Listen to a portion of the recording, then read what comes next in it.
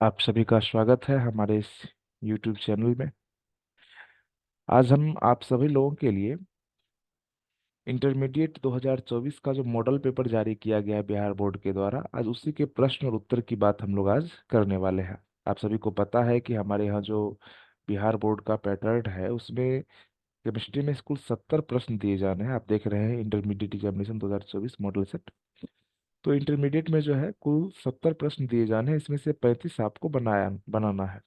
तो हमने इस 70 प्रश्नों को आपको दो हिस्सों में बना करके आपके सामने में इसके आंसर्स दो हिस्सों में आपके सामने प्रस्तुत किया जाएगा। ठीक है, इसमें सबसे पहला जो है पहला हिस्सा होगा जिसमें कि हम लोग 1 से 35 तक के प्रश्न को करेंगे, और दूसरा जो है फिर दूसरे दिन दिन के जो है हम लोग इसमें से फिर 1 से 35 तक के प्रश्नों को शेयर करेंगे आपके साथ। तो ये हमारा प्रश्न का है। ठीक है, तो इसको हम लोग देखते हैं और इसको हम लोग प्रयास करेंगे कि किस तरह से हम लोग कर पाए इसे। ठीक है, ताकि बेहतर रहे। देखिए, हम लोग शुरू करते हैं वक्त को ज़ाया ना करते हुए। हमारे साथ का स्क्रीन हमारे आपके मोबाइल स्क्रीन पर हमारा पहला प्रश्न दिख रहा होगा। 1 सेकेंड का समय लेता हूँ। अब सही है।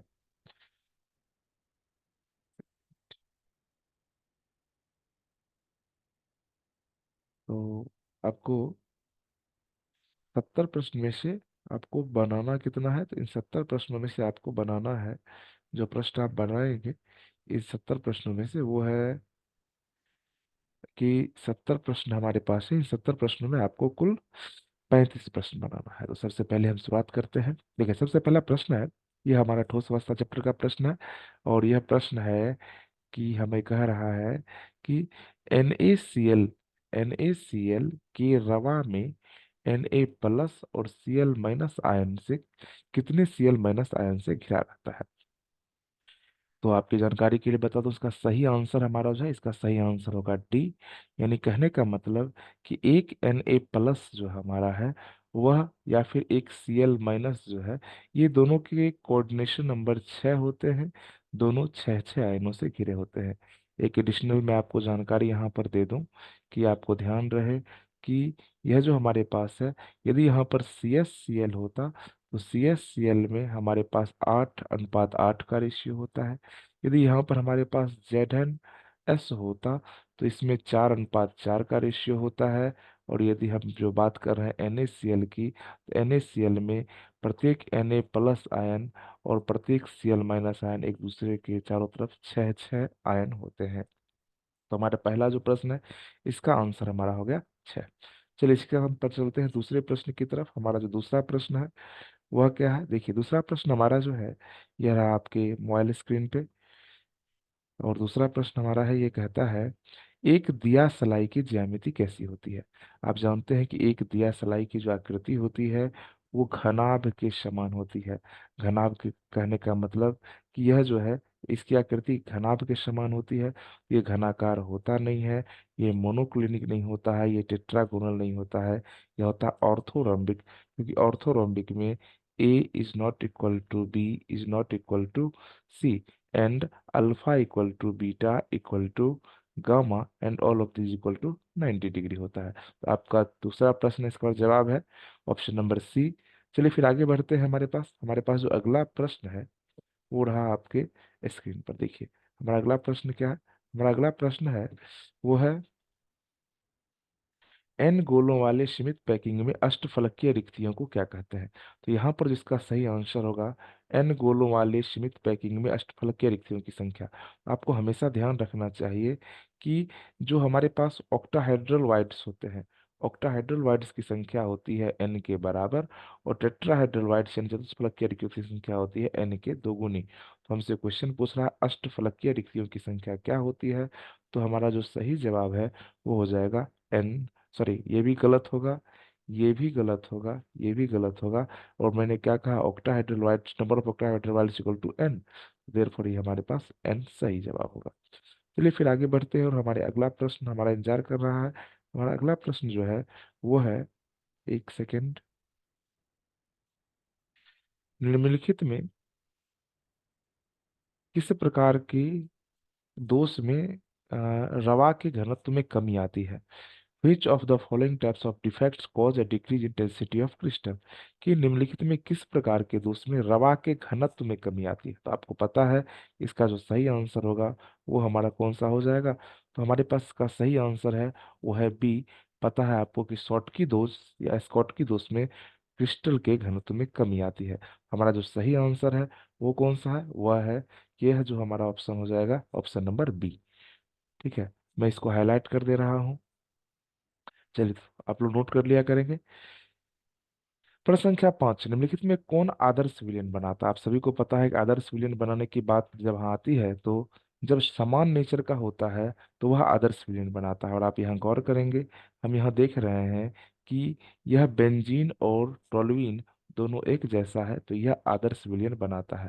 लेकिन यदि इसकी बात करें HNO3 और HCl की, तो यह जो है यह हमारे पास जो है यह निगेटिव डेविएशन शो करता है, यह भी निगेटिव डेविएशन शो करता है, और यह पॉजिटिव डेविएशन शो करता है। तो हमारा सही आंसर क्या है, ऑप्शन नंबर डी। चलिए आगे बढ़ते हैं और हमारा अगला प्रश्न यानी प्रश्न संख्या 6 आप सबों का इंतजार कर रहा है। देखिए हमारा प्रश्न क्या है, हमारा प्रश्न है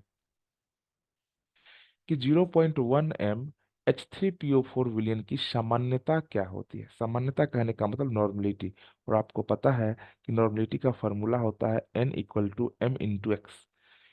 नॉर्मलिटी का फार्मूला क्या होता है, नॉर्मलिटी का फार्मूला होता है N = M × X। और आपको पता है m की वैल्यू तो यहाँ दी हुई है 0.1 m, और H3PO3 4 की बात करें तो यह जो है 3- है, और यह H3 3+ के फॉर्म में है। यानी कि हमारे पास यह तीन जो है यह तीन हमारे पास x हो जाएगा। तो 3 से 0.1 को मल्टीप्लाई करें, हमारा सही आंसर होगा 0.3 m। चलिए अब हमारा अगला प्रश्न है, इसी के साथ आप लोग नोट करते रहेंगे। आपको अगला प्रश्न हमारा जो है अगला प्रश्न आपके सामने है, यह है देखिए प्रश्न संख्या हमारा 7। देखिए आप लोग खुद से प्रयास कीजिए। किसी तनु घोल के अनुषंग गुणधर्म किस पर निर्भर करते हैं। बहुत ही आसान सा प्रश्न है। अनुषंग गुणधर्म कहने का क्या मतलब, अनुषंग गुणधर्म कहने का मतलब है, नाम से यह स्पष्ट है, अनुषंग अणुओं की संख्या पर निर्भर करता है। तो इसका सही आंसर हो जाएगा ऑप्शन नंबर सी। अणुओं के बदले यहाँ कण भी हो सकते हैं, लेकिन हमारा जो सही आंसर होगा वो होगा अणुओं की संख्या पर निर्भर करता है। चलिए इसी के साथ हमारा अगला जो प्रश्न है उस अगले प्रश्न की हम बात करें। अगला प्रश्न हमारा जो है वो क्या है, तो वो रहा आपके स्क्रीन पर। देखिए हमारा जो अगला प्रश्न है प्रश्न संख्या 8 की हम बात कर रहे हैं। 25 डिग्री C पर निम्नलिखित में किसका परासरणी दाब सबसे अधिक होगा। और इसके लिए आपको पता होना चाहिए, यहाँ पर हम ये देखेंगे कि यह यौगिक जो है इसमें क्या होने वाला है, क्या इसमें वियोजन होगा या संगुणन होगा। आपने वन ड्रॉप गुणांक का फॉर्मूला पढ़ा होगा, पाई बराबर ICRT हो जाता है। तो मुख्य मुद्दा यहाँ पर आई का है। आप देख रहे हैं यदि ये यूरिया है, न संगुणन होगा न वियोजन होगा, आई की वैल्यू 0 होगी। KCl में प्लस है माइनस है 1 होगी, और यहाँ पर यह कुल यहाँ पर 2 प्लस होगा, और यह जो है 2 है, यानी कि कहने का मतलब इसमें कुल 3 हिस्सों में टूटेगा।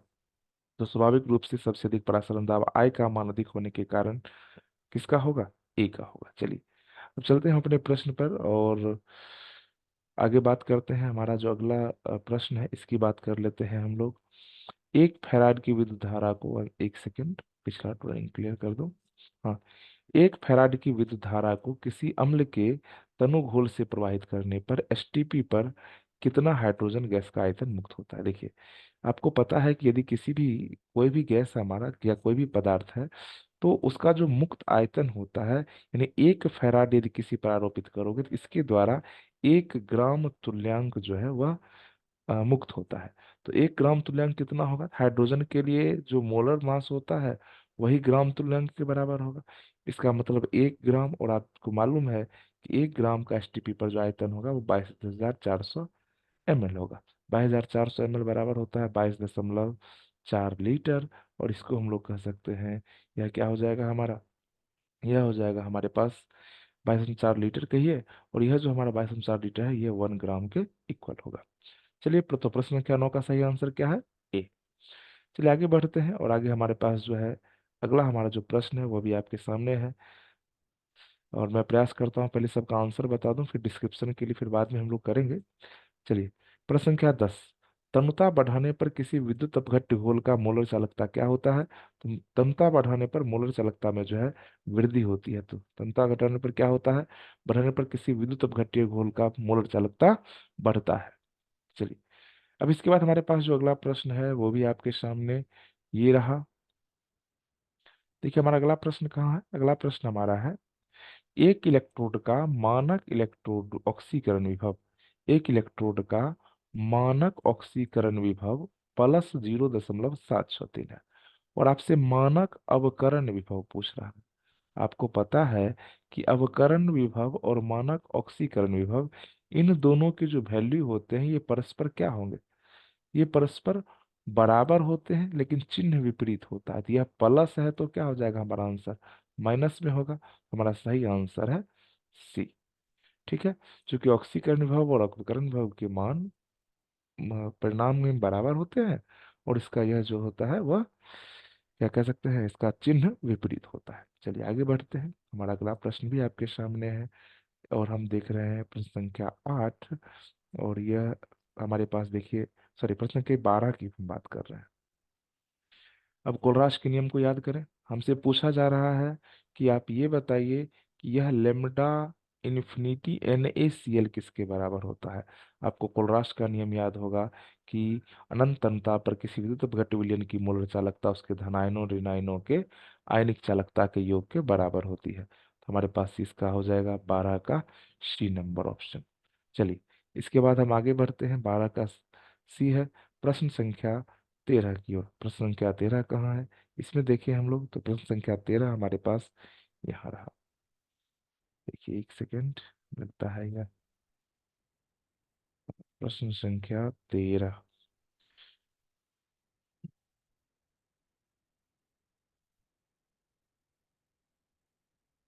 चलिए, प्रश्न संख्या 13 आपके सामने है।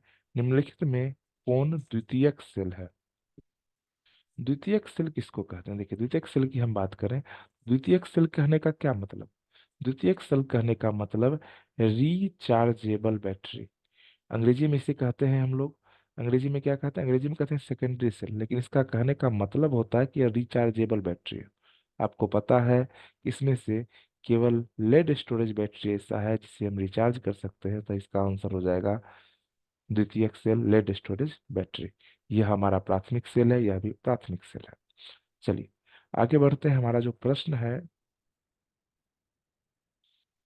हमारे पास जो प्रश्न है अगले, उस प्रश्न की बात करें तो हमारा अगला प्रश्न जो है वह क्या है? देखिए, ध्यान देंगे। हमारा अगला प्रश्न है प्रश्न संख्या 14।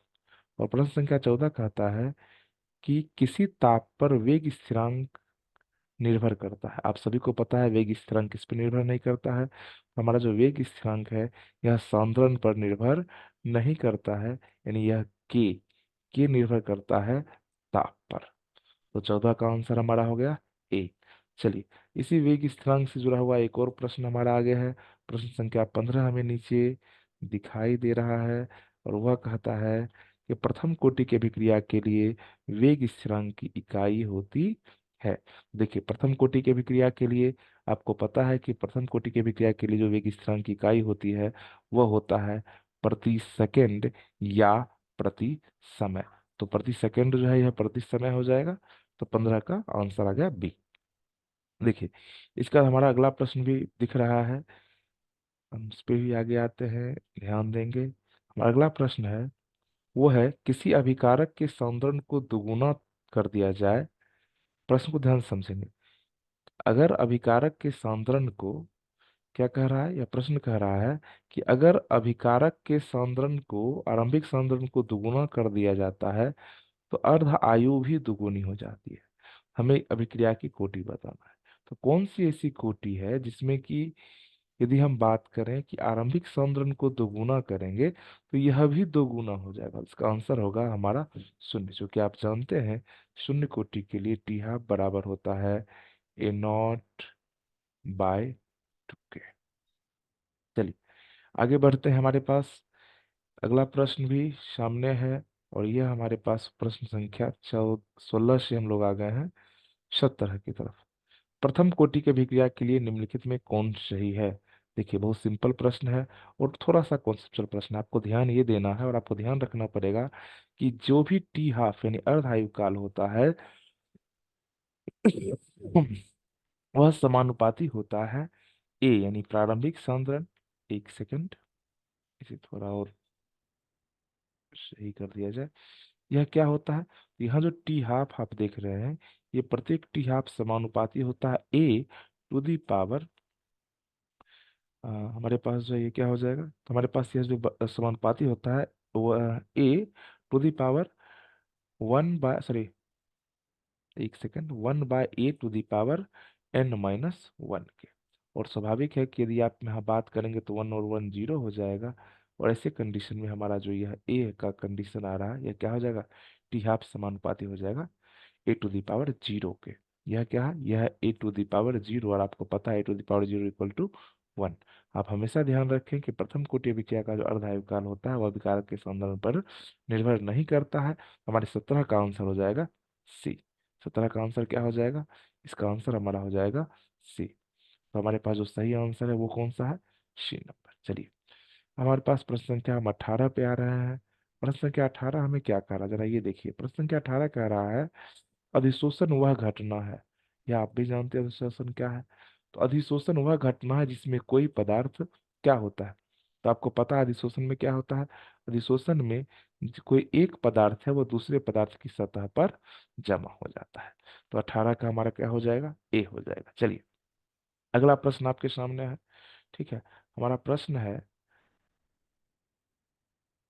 अगला प्रश्न है उत्प्रेरक वह पदार्थ है जो, चलिए थोड़ा सा इसको प्रश्न को देखेंगे सही से।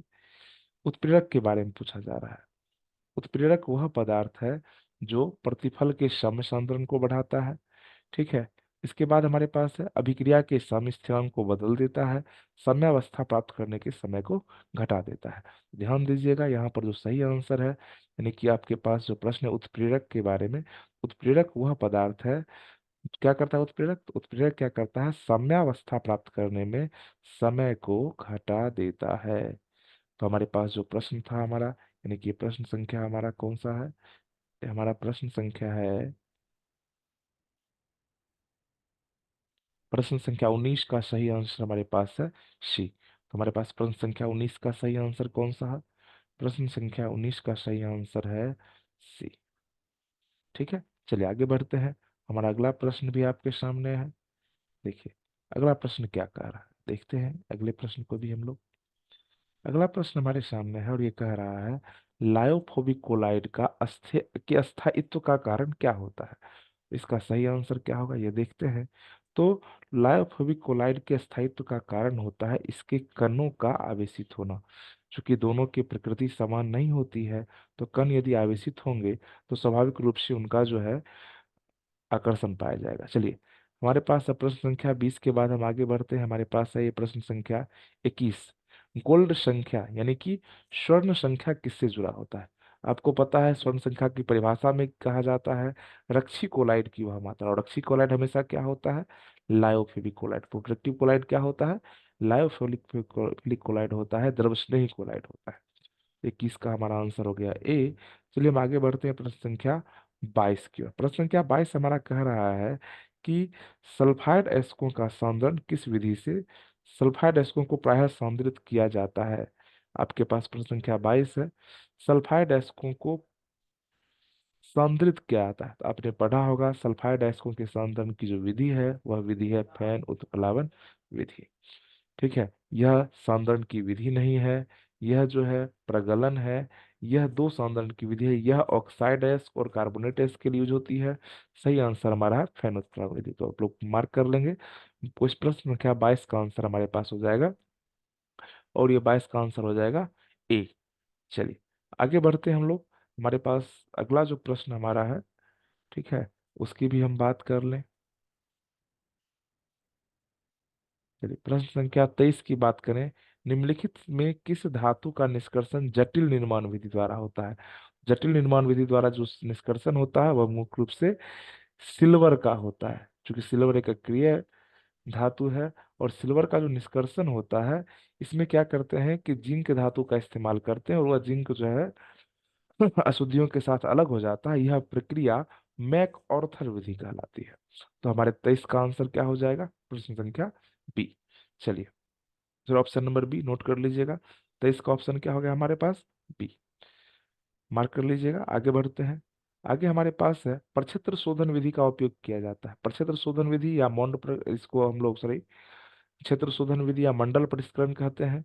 किसके लिए, तो विशुद्ध ऑक्साइड प्राप्त करने के लिए, उनके लिए क्या आता है जहां पर कि विशुद्ध ऑक्साइड प्राप्त करने की आवश्यकता। विशुद्ध ऑक्साइड नहीं होगा, अत्यंत सॉरी, ये गलत आंसर मैंने बता दिया इसका, अत्यंत विशुद्ध धातु प्राप्त करने के लिए। तो हमारे पास इसका सही आंसर क्या होगा, अत्यंत विशुद्ध धातु प्राप्त करने के लिए हम इसका इस्तेमाल करते हैं। इसका जो सही आंसर होगा कौन सा होगा, इसका सही आंसर ये होगा। चलिए आगे बढ़ते हैं। हमारे पास प्रश्न संख्या 25 की हम बात करते हैं, प्रश्न संख्या 25 की। प्रश्न संख्या 25 क्या कह रहा है, प्रश्न संख्या 25 कह रहा है लोहे के निष्कर्षण में कौन जो धातुमल प्राप्त होता है वह कौन सा है। तो आपने लोहे का निष्कर्षण पढ़ा है, उसमें हम प्राप्त होता है कैल्शियम सिलिकेट। हमारा जो सही आंसर है वह है प्रश्न संख्या D, sir option number D. चलिए आगे बढ़ते हैं। और आगे बढ़ने से पहले थोड़ा सा इसमें जो प्रश्न संख्या डी, चलिए आगे बढ़ते हैं। हमारा अगला प्रश्न आपके सामने है, नाइट्रोजन का निम्नलिखित में से कौन सा ऑक्साइड अनुचुंबकीय होता है। ठीक है, हमेशा ध्यान रखिएगा, अनुचुंबकीय को अंग्रेजी में हम लोग पैरामैग्नेटिक कहते हैं। नाइट्रोजन के केवल दो ऑक्साइड कौन कौन से हैं, NO और NO2, केवल ये दोनों ही जो है ये अनुचुंबकीय होते हैं। तो हमारा सही आंसर होगा ऑप्शन नंबर बी। आगे बढ़ते हैं। हमारे पास प्रश्न संख्या 27 है। 27 को देखिए, प्रश्न संख्या 27 हमारा क्या कहता है, प्रश्न संख्या 27 हमारा कहता है, एक सेकेंड, चलिए, प्रश्न संख्या 27 कहता है फास्फोरस की ऑक्सीकरण अवस्थाएं क्या होती है। इसका सही आंसर आपका है, फास्फोरस की ऑक्सीकरण अवस्था की बात करें तो इसका सही आंसर है हमारे पास -3 से +5 तक। चलिए अगला प्रश्न है प्रश्न संख्या 28। प्रश्न संख्या 28 क्या कहता है ये देखिए, प्रश्न संख्या 28 जो है यह कह रहा है, एक सेकेंड, प्रश्न संख्या 28 हमें कह रहा है निम्नलिखित में कौन सा ऑक्साइड सबसे अधिक अम्लीय होता है। आप जानते हैं कि अधातुओं के ऑक्साइड अम्लीय होते हैं और ये सभी वर्ग 15 के तत्व हैं। तो सबसे पहले यहाँ पर नाइट्रोजन है, तो नाइट्रोजन का जो ऑक्साइड होगा इसमें सबसे अम्लीय होगा। चलिए आगे बढ़ते हैं। हमारा अगला प्रश्न क्या है, हमारा अगला प्रश्न जो है वह भी आपके सामने है। देखिए अगला प्रश्न क्या है हमारा, अगला प्रश्न हमारा है फॉर्मिक अम्ल सांद्र। चल देखिए, हम प्रश्न में थोड़ा सा त्रुटि है, इसको हम लोग दूर कर लेते हैं पहले। आपको ध्यान देना चाहिए कि अंग्रेजी और हिंदी दोनों के प्रश्नों को देखें। यहाँ पे सांद्र के बाद कुछ लिखा हुआ नहीं है, ये ब्लैंक स्पेस कहाँ से आप लाएंगे, तो यहाँ से लाएंगे। यह कॉन्सेंट्रेटेड H2SO4 लिखा हुआ है, तो आप यहाँ पर H2SO4 पुट करें। H2SO4 अभिक्रिया से अभिक्रिया करके क्या बनाता है, मैं आपकी जानकारी के लिए बता दूं, यह अभिक्रिया करके कार्बन मोनोऑक्साइड देता है। कौन सा गैस देता है, कार्बन मोनोऑक्साइड देता है। मार्क कर लें आप या स्क्रीनशॉट ले लें। चलिए आगे बढ़ते हैं। ऐसे आपको इन सभी प्रश्नों के जो जवाब हैं इनका एक लिंक नीचे सॉफ्ट क्या कहते हैं इसे आपको मिल जाएगा। नीचे आपको जो है एक जो लिंक दिया गया है उसमें आप देख सकते हैं, इसमें कि सभी प्रश्नों के सही उत्तर को दिया गया है। चलिए आपके पास प्रश्न हम देख रहे हैं, यहाँ पर सल्फर के अणु होते हैं। तो सल्फर के अणु क्या होते हैं, देखिए यहाँ पर सल्फर के अणु S8, यानी कि एक अणु में 8 परमाणु होते हैं, तो ये होना चाहिए था अष्ट परमाणविक। लेकिन यहाँ पर हिंदी प्रश्न में अशुद्धि है, ये लिखा हुआ है अष्ट आणविक। लेकिन अंग्रेजी प्रश्न जो है वहाँ लिखा है एटॉमिक। एटॉमिक कहने का मतलब होता है परमाणविक। ठीक है, तो हमारे पास जो है यह आंसर डी सही है। चलिए आगे बढ़ते हैं। हमारे पास अगला प्रश्न, और यह अगला प्रश्न जो हमारा है वह है कॉपर का इलेक्ट्रॉनिक विन्यास क्या होगा। देखिए कॉपर का इलेक्ट्रॉनिक विन्यास पूछ रहा है आपसे, आप लोगों ने कई बार बनाया होगा। प्रश्न संख्या 30 हो गया था, 31, कॉपर का इलेक्ट्रॉनिक विन्यास क्या होता है। आप ये सभी जानते हैं, तो यहाँ पर हमारा सही आंसर जो होगा वो होगा ऑप्शन नंबर बी। क्योंकि कॉपर में क्या होता है जब आप लिखोगे तो आर्गन का 18 आता है, ठीक है, और आर्गन के 3 के बाद जब ऐसे आप एज यूजल लिखोगे तो ये हो जाएगा 4s2 3d9। लेकिन यह स्पेशल केस है तो यह 9 ना हो करके इसे हम लोग कर देते हैं 4s1 3d10, और यही आपका आंसर यहाँ पर दिया हुआ है। चलिए आगे बढ़ते हैं। हमारे पास प्रश्न संख्या 32 आपका इंतजार कर रहा है। प्रश्न संख्या 32 को देखें हम लोग। तो 32 नंबर जो हमारा प्रश्न है, इसमें है लेंथेनाइड तत्वों के सामान्य इलेक्ट्रॉनिक विन्यास क्या होता है। देखिए लेंथेनाइड कहने का क्या मतलब, लेंथेनाइड कहने का मतलब है इसमें अंतिम इलेक्ट्रॉन सामान्यतः 4f में जाता है। 4f है तो चलिए 4f की बात करते हैं, सामान्य इलेक्ट्रॉनिक विन्यास है। तो आपको हमेशा ध्यान रखना होगा कि जिसमें f खाली हो। यह गलत है क्योंकि इसमें f में 1 से 14 तक है। तो हमारा सही आंसर ऑप्शन नंबर बी, जो n-2f n-1d0 या 1 और ns2। तो 32 का हमारे पास ऑप्शन हो गया बी। चलिए आगे बढ़ते हैं। हमारे पास अगला प्रश्न है जिसके बारे में हम आपसे रूबरू हो रहे हैं। यह प्रश्न है प्रश्न संख्या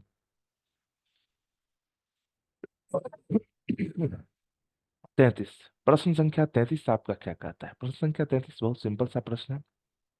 एक्टिनाइड, एक्टिनाइड क्या होता है जरा देखिएगा। एक्टिनाइड की यदि बात करें तो हमारे पास जो एक्टिनाइड शुरू होते हैं ये 90 से 103 के बीच शुरू होते हैं। और हमारे पास जो यहाँ पर है क्यूरियम, क्यूरियम की परमाणु संख्या है 96, यूरेनियम की परमाणु संख्या है 92, कैलिफोर्नियम की परमाणु संख्या है 98, और टर्बियम की परमाणु संख्या है ये है 65। तो जरा ध्यान रहे कि ये 90 से 103 के बीच नहीं आ रहा है, वो है टर्बियम। देयरफॉर हमारे पास ऑप्शन हो जाए सही होगा, वो होगा डी। चलिए आगे बढ़ते हैं। हमारे पास जो अगला प्रश्न है उसकी भी बात कर लेते हैं हम लोग।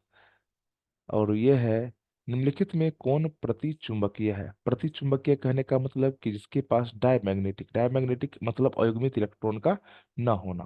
तो आप देख रहे हैं कि स्कैंडियम की बात करें तो स्कैंडियम का जब इलेक्ट्रॉनिक विन्यास लिखेंगे तो यह हो जाएगा, लास्ट में आएगा 4s2 3d1। और जब आप 3+ करेंगे तो ये तीनों के तीनों वहां से गायब हो जाएंगे, यह भी जीरो हो जाएगा और यह भी जीरो हो जाएगा। इस प्रकार हमारे पास यह आर्गन का जो रहेगा बस वही रहेगा। देर इन दिस केस हमारे पास का सही आंसर है स्कैंडियम। तो 34 का क्या लगाइएगा प्यारे बच्चों, सी। चलिए आगे बढ़ते हैं। आगे हमारे पास जो है प्रश्न है उसका जवाब हमारे पास है। चलिए और इस आज के लिए जो हम बात करेंगे, हमारा अंतिम प्रश्न आज की इस प्रश्न का लेंगे, Fe में अयुग्मित इलेक्ट्रॉनों की संख्या क्या होगी। चलिए इसके आंसर को बता करके हम इसे समाप्त करेंगे आज। ठीक है, Fe की बात करते हैं। जरा Fe का इलेक्ट्रॉनिक विन्यास देखिए। Fe की परमाणु संख्या होती है 26, और इसका इलेक्ट्रॉनिक विन्यास लिखिएगा तो यह हो जाएगा आर्गन 18 4s2 3d6। तो अयुग्मित इलेक्ट्रॉन Fe2+ की बात करें, यदि हम यहाँ पर Fe2+ कर देते हैं तो यह हो जाएगा आर्गन 18 3d6। ये सब युग्मित इलेक्ट्रॉन है। 3d6 की बात करें तो इसमें कुल 5 बॉक्सेस होंगे, 6 इलेक्ट्रॉन, 1 2 3 4 5 6। हमारे पास यहाँ जो आप देख रहे हैं ये जो इलेक्ट्रॉन्स हमारे पास बचे, ये इलेक्ट्रॉन्स यही अयुग्मित इलेक्ट्रॉन है। और हमारा जो सही आंसर हमारे पास होगा वह सही आंसर क्या हो जाएगा, हमारा सही आंसर हो जाएगा 4। ठीक है, तो आज हम लोग इसे यहीं तक रहने देते हैं। पुनः अगले दिन वीडियो में मुलाकात होगी जहां हम प्रश्न संख्या 36 से लेकर के 70 तक के प्रश्नों के उत्तर को देखेंगे और हम आगे बात करेंगे। यदि आपको हमारा वीडियो अच्छा लगा हो तो चैनल को सब्सक्राइब कर दें और लाइक कर दें। धन्यवाद।